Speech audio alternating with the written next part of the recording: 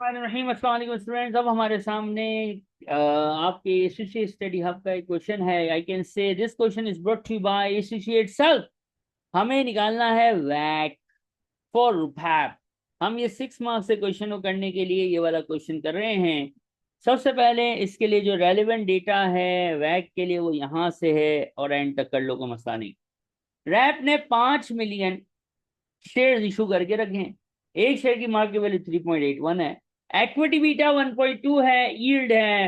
Yield on the short term government यानी government bond जो कि रिस्क फ्री होते हैं उनका जो प्रीमियम रेट है, उनका जो रेट है वो 4.5 चल रहा है। इक्विटी रिस्क प्रीमियम 5% है।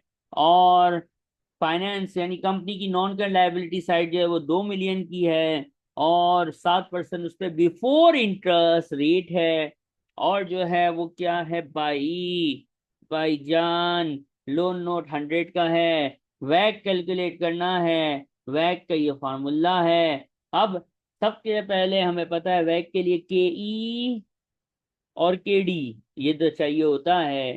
के ई निकालने के बहुत सारे मॉडल्स, डिविडेंड ग्रोथ मॉडल भी था, तो सी ए पी एम भी था। हम इस क्वेश्चन में कौन सा मॉडल लेंगे? सर सामने लिखा हुआ है, लिखा हुआ नहीं सर, सामने पता चल रहा है। गवर्नमेंट सिक्योरिटी रिस्क फ्री होती हैं। इक्विटी रिस्क प्रीमियम ब्रैकेट का आंसर होता है इक्विटी बीटा। अरे बाबा, ये तो सर देख के ही खबर आ गई, देख के ही पता लग गया कि इस सवाल में सर आप रिटर्न निकालने के लिए यानी के ई निकालने के लिए CAPM यूज करेगा सर। अच्छा भाई, CAPM यूज करेंगे, आ जाओ बेटा करते हैं। CAPM कैसे यूज होता है ये फार्मूला लिख दिया है। अब RF government security risk free, risk free 0.5 है ना, लिख दो ना, लिख दो ना, क्या मुश्किल है। और फिर सर आप कहते थे इक्विटी बीटा लेना, सर इक्विटी बीटा ले लिया है।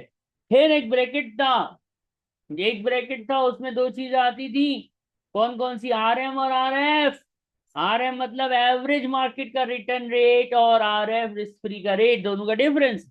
और इस ब्रैकेट का एक नाम होता था, इस ब्रैकेट का नाम होता था इक्विटी इक्विटी रिस्क प्रीमियम का ब्रैकेट।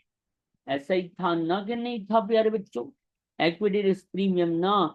और इसी को कभी कभी एवरेज मार्केट रिस्क प्रीमियम भी बोलते हैं।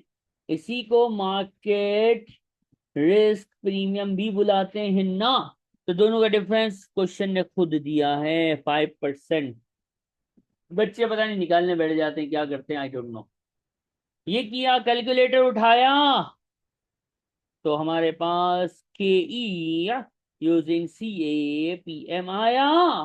कितना आया? 10.5% आ गया भाई।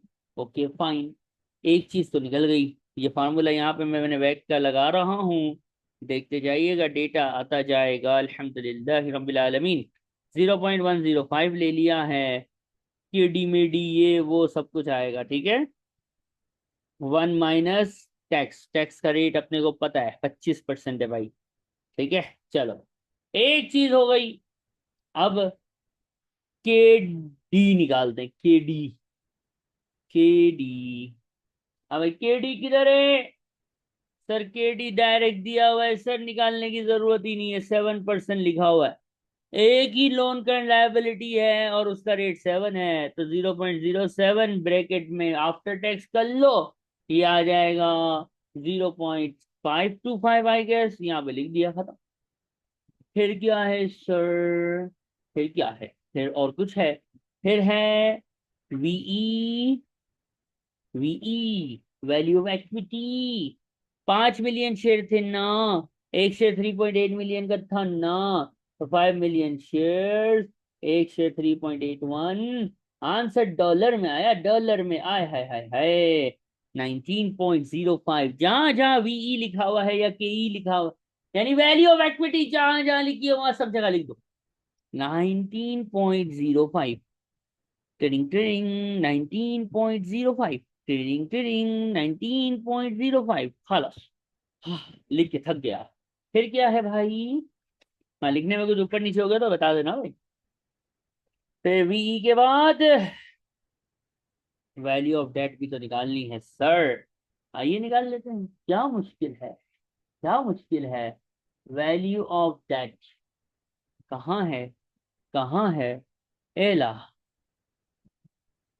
the debt finance of company consists of loan note with a nominal value of 2 और और कुछ। सर 2 मिलियन मेरा लोन है, एक ही है लाइबिलिटी, लोन है 2 मिलियन का, और उसकी वैल्यू 2 मिलियन है। तो बेटा अब किसका इंतजार कर रहा है, किसी और का इंतजार है। बेटा एक ही लाइबिलिटी है और उसका जो मार्केट वैल्यू है वो 2 मिलियन है। लिख देना बेटा, किसका इंतजार कर रहा है। सर क्या मुझे 6 मार्क्स मिल गए।